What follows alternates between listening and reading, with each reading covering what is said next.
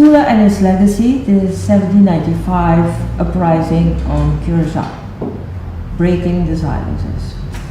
Thank you for the invitation of the Vereniging Ons Suriname to be part of the conference on resistance against slavery and its legacy.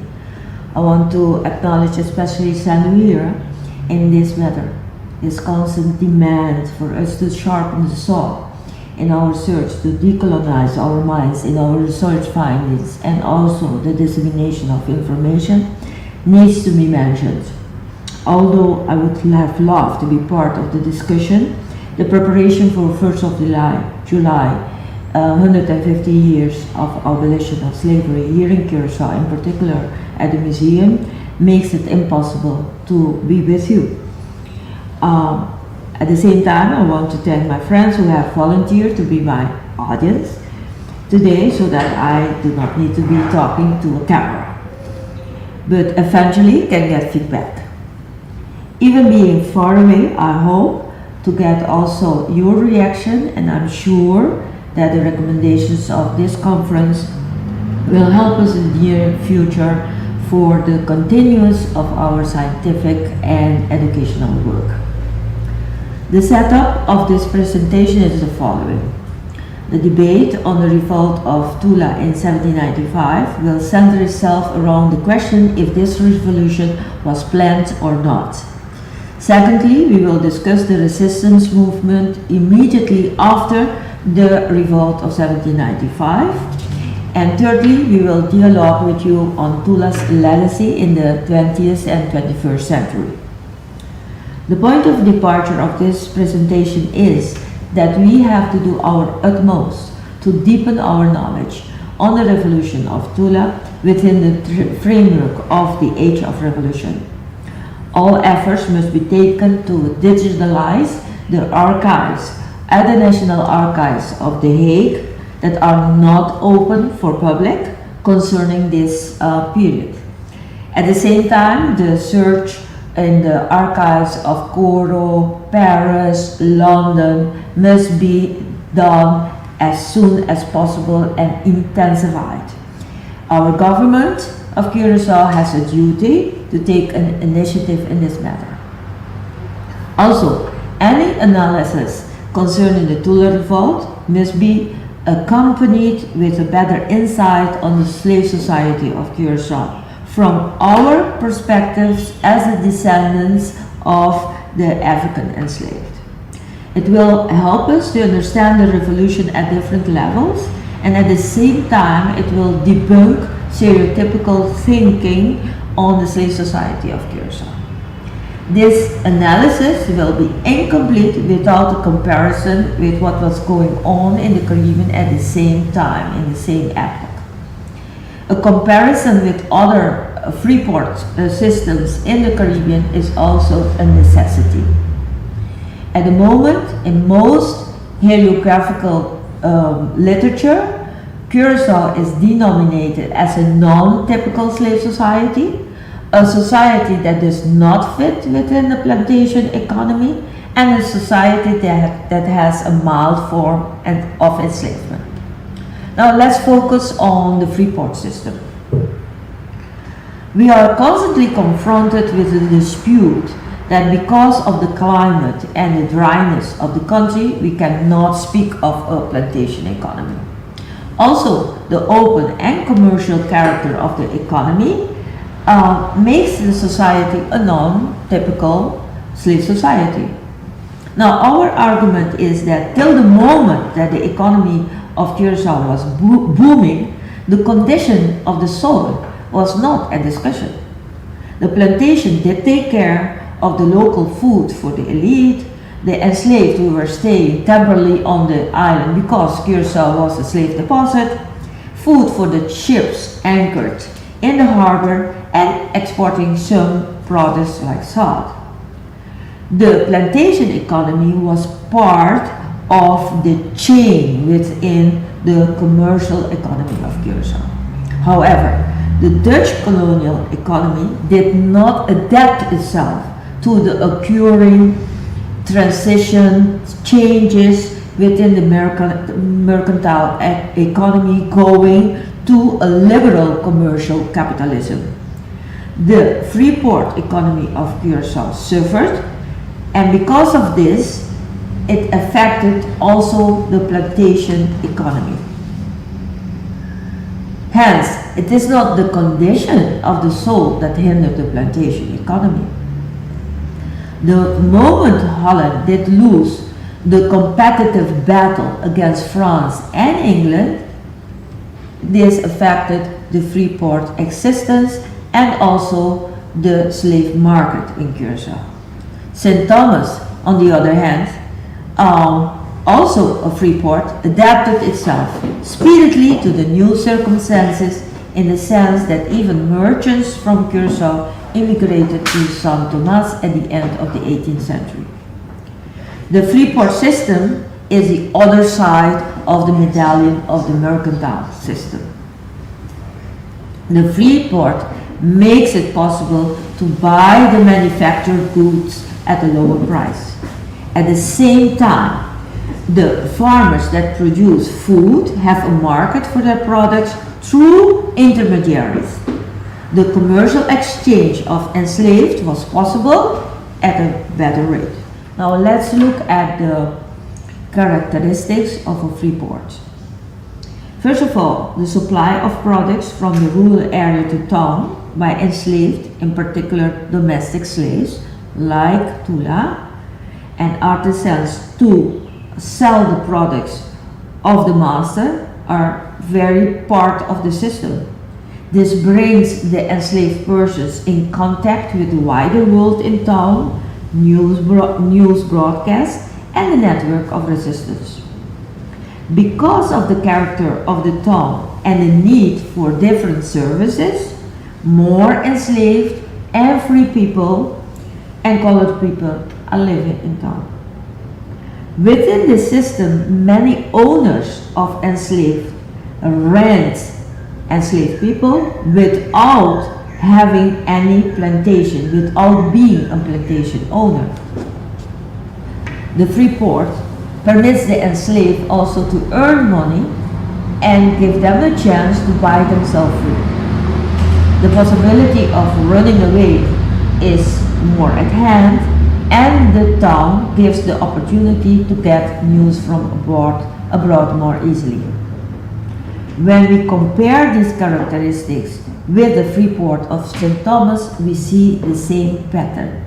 However, we must not make the mistake to conclude that because of this uniqueness, slavery was less cruel, less inhumane, less a crime against humanity. Now, Curaçao has known different rebellions like the one in 1716, 1750, 1774, and it culminates in the Big of Hebel of 1795. In the book Slavery and Resistance in Curaçao, the Rebellion of 1795, the authors, Charles Orrego and Lionel Yanga, show and argue that the enslaved had a very good knowledge of the French Revolution and the revolutions taking on in the French Caribbean, in particular Saint-Dominique, which became the Haitian nation.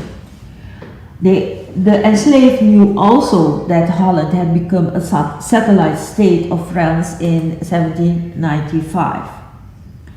The answer to the question if the revolution was planned or not is affirmative. Especially if we compare the revolution in Curaçao in 1795 with the resistance movement all over the Caribbean in the same period of time. What are the arguments to underline this statement? Why a planned revolution? First of all, the rules and publication the year before the revolution show that the government must have been aware of the tensions and that there was trouble brewing. Tula was a domestic slave working on the plantation of Canib, and he had a certain space of mobility. It is even possible that exactly like Bashankar Pata, he also has been to Coro, Venezuela, or the French Caribbean. Tula and his comrades must have had a military strategic plan. Some of us have studied the field of the plots where strategically the military groups were stationed. And from this study, it is very clear that there was a strategic plan, military plan, even coming to town and at the neighborhood of Scarlo. One particular publication of 1794 needs to be mentioned. The publication mentions that there are captains pretending that those on the ships are Bozals coming directly from the west coast of Africa. But the publication continues, this is not true. They are Creole people from Saint-Domingue, Haiti. They must be sold within a period of a month, and this comes also for the ones who are already on the island. The question is, were these people disguised revolutionaries? We will answer this question later on. Within the Tula Revolution, slogans were used similar that were exclaimed by the revolutionaries in Haiti and Saint-Domingue: liberty or death. Guerrilla tactics were used all over the Caribbean in the same way also in Curacao. The fact that Tula nicknamed himself Rigaud and Louis Mercier Toussaint indicate the contact and knowledge that was going on the French Caribbean. Next to the revolution in Haiti, we have to focus attention also on what was going on in Guadeloupe between 1790 and 1802. After the abolition of slavery by France, Victor Hugues arrives as a commissioner for the French government in 1794. Now, Britain had just invaded Guadeloupe and Martinique. Hugues mobilizes many ex-enslaved in his army. They defeat the English army, forcing them out of Guadeloupe. Hugues' army massacres hundreds of French royalist planters who had also supported the British army. And Hugues sends his agents and troops to St. Vincent, to St. Lucia and Martinique. He also communicated with Vedon, leader of the Grenada revolt that lasted from March 1795 to 1796. Julien Vedon was a free-collared owner of large cacao and coffee estates. Hugues erected a monument deploring British crimes against humanity. He was called back by France in 1798, but he had trained an army with exceptional good black commanders, and most importantly was the fact that the troops of Hugues tried to spread the revolution, the freedom that had come to Guadeloupe in 1974. We encounter in 1800 these black troops of Guadeloupe trying in vain to conquer Curacao for France. The revolutionaries in Haiti were helped by veterans that had fought in North America, Caribbean and African wars. Henry Christophe, the future Emperor of Haiti, and André Rigaud had both fought at the side of France in the American War of Independence. Rigaud has also fought in Guadeloupe. So we need to connect that information with the other information that we got by telling the commander-in-chief here in Curaçao, saying that a certain Christophe had passed on the information that a Frenchman, Rigaud, would come and save all the enslaved people in Curaçao. And particularly, Christophe had gone to Kunip to inform the enslaved people over there. We have to connect the dots.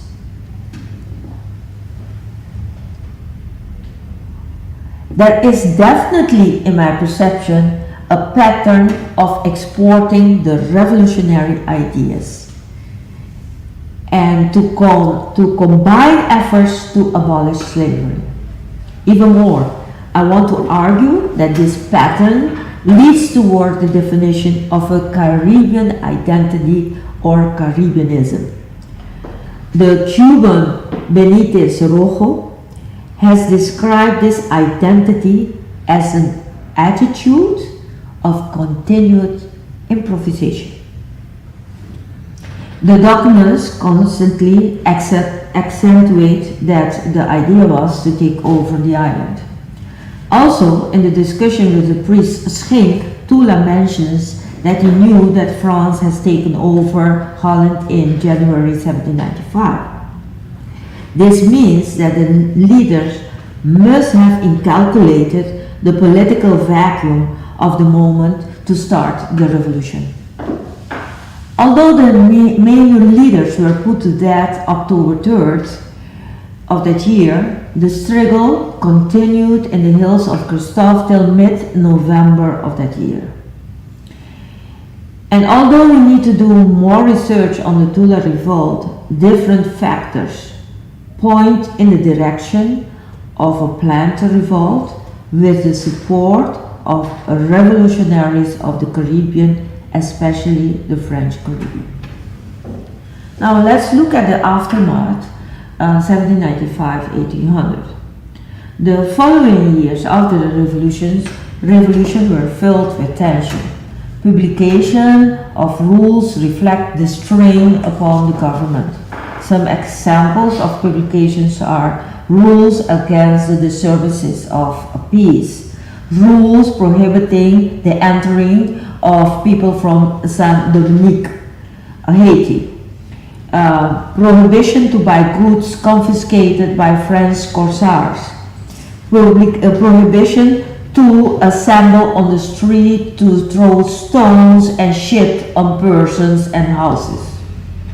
All of these rules are signs of the division within the society between the royalists and the patriots. Curaçao was also getting instruction and recommendation by agencies from the French island, in particular Guadeloupe, in the name of France. And these agencies were constantly trying to impose the French rule and also to export the freedom from slavery, as I have argued already. The name of the representative of the agency of Guadeloupe in Curaçao was Jean-Baptiste Thiers. From Guadeloupe, the governor was receiving letters indicating that Guadeloupe can send soldiers for the defense of Curaçao, which was not accepted. Another byproduct of this situation is that the French frigates that entered the harbor demanded constantly the necessary provision, which did cost a lot of money. In 1796, sympathizers of the French Revolution in Curaçao staged a coup d'etat together with the colonel of the French frigates, Thomas, to disempower Governor Bugeaud, that had replaced that same year the Angers regime Governor de Vere. Bugeaud was accused to be in league with the English government. A new governor was appointed, Laufer. The indications are that Jean-Baptiste Thiers, together with another ambassador Defoe, plotted to facilitate the entrance of military troops from Guadeloupe. Now, in 1800, through the maneuver of French troops consisting of black and colored people, entered to the Bay of St-Mihiel and advanced to town. They were held by the freed and enslaved people from the western area of the island. The enslaved and free persons also blocked the road to town.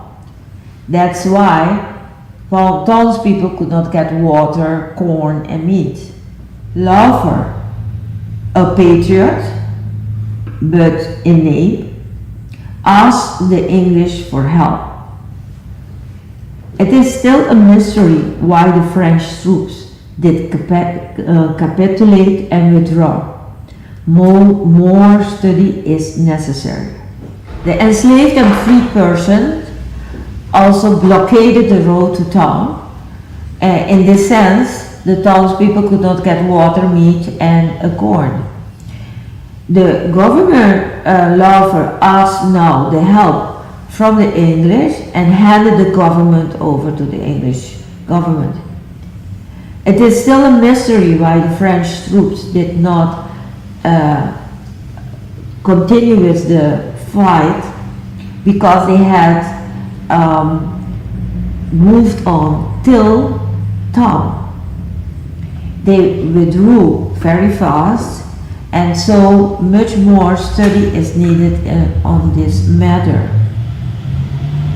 The military French attacked September 1800 with the help of the enslaved and free people of the western area of the island, shows the revolutionary spirit of 1795 was still present despite the many losses of lives and the defeat of the revolution. Through oral history, we get the information that Knip stayed on in the image of the enslaved and free person as a contagious place of revolutionary ideas. Even so that it was best to avoid being in contact with the people of Knip. Another information given was that it was necessary to avoid speaking of the revolution because it could become very harmful for the person. And from the side of the government, we see in the many documents the continuous fear for another outburst as the revolution of 1795. Let's move on now to the breaking of the silence in the 20th and 21st century. The 60s of the 20th century is again a revolutionary period all over the globe. Here in Curacao, amongst the many strikes issued by unions, a group of progressive people starts a new discussion on the legacy of Tula and the need for historical consciousness concerning our heroes. The 60s of the 20th century starts again a revolutionary period around the globe.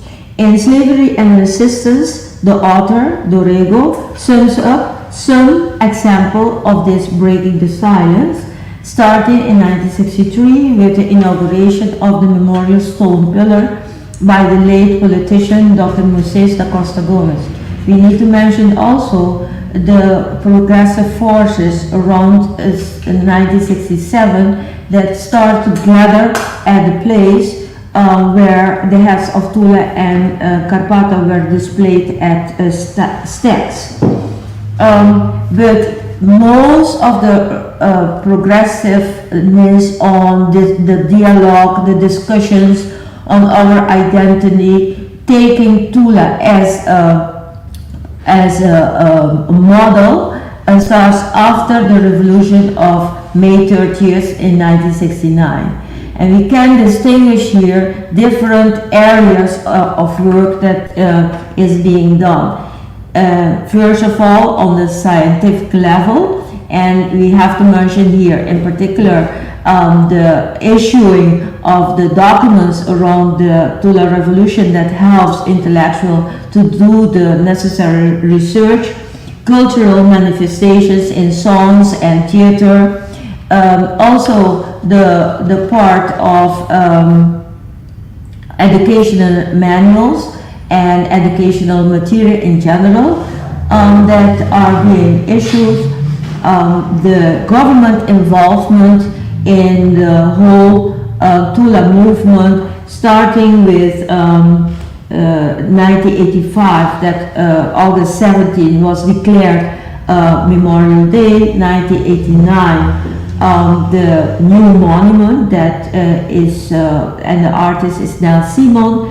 2009, the Tula as a national hero, and also the government involvement in the opening of a museum, Museo Tula, in 2007.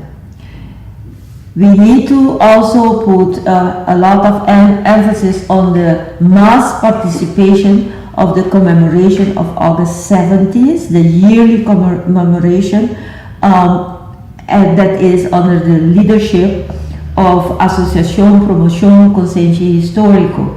Government involvement we find in different facts.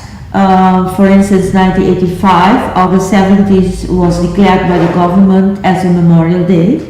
1989, a new monument was erected called Desencadena by the artist Nel Simon.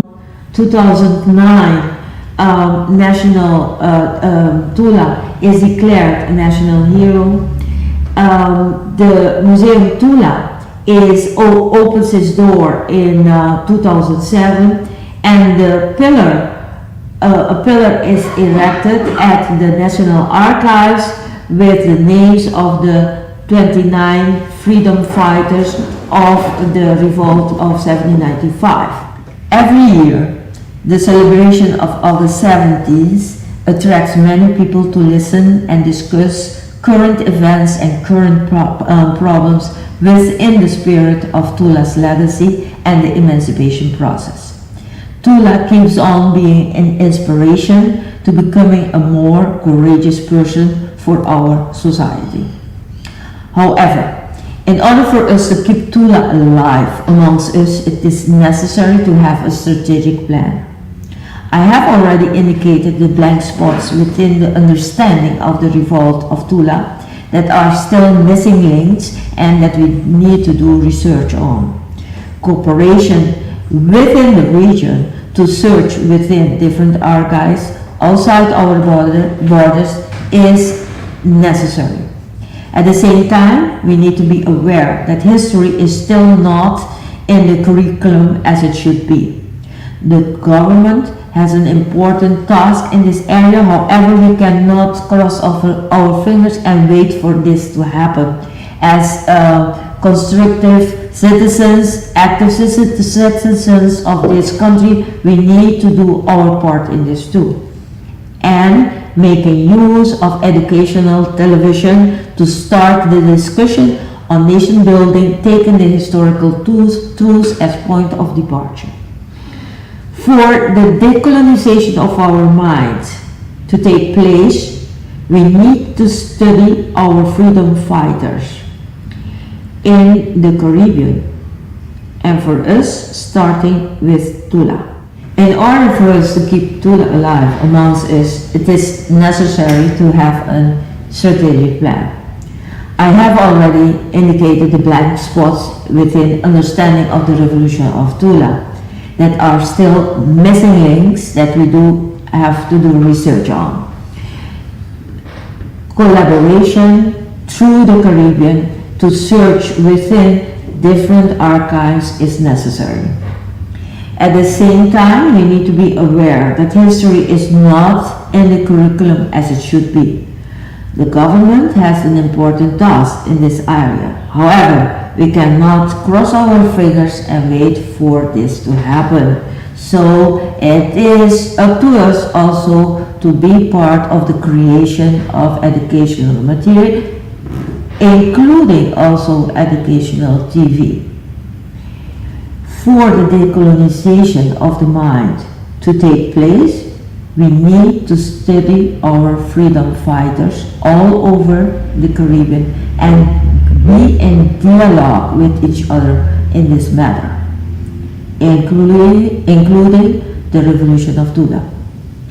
And last, on one side, we experience that as a result of 5 decades of pushing power of progressive forces, the government installs Museo Tula through the House of Culture. On the other hand, we experience that it is this government itself that breaks down the emancipation process because of financial constraints. In other words, the right of knowledge on our history is being trapped. The agenda of continuous research that has to be done, the outreach on educational material, including the visualization through Museo Tula of our resistance movement, cannot be stopped. In order to continue, we need to be creative and also get the necessary support from our friends. You can also play an important role by keeping the legacy of Tula alive.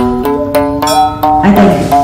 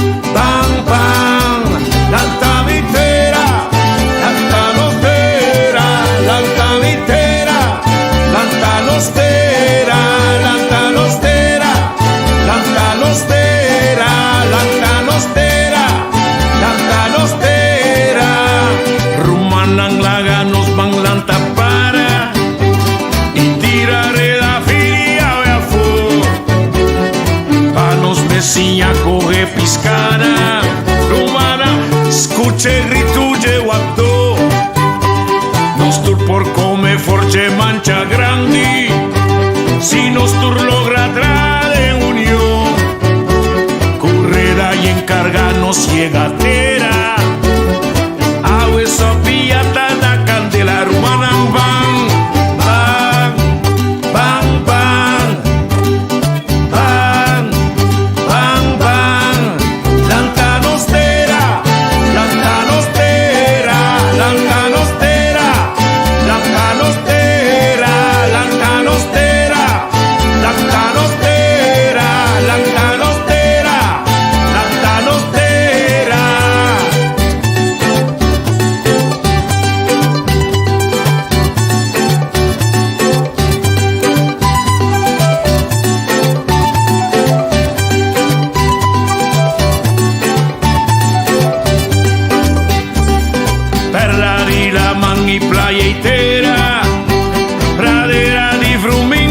eternità, con un cu di airi bien tutti passati.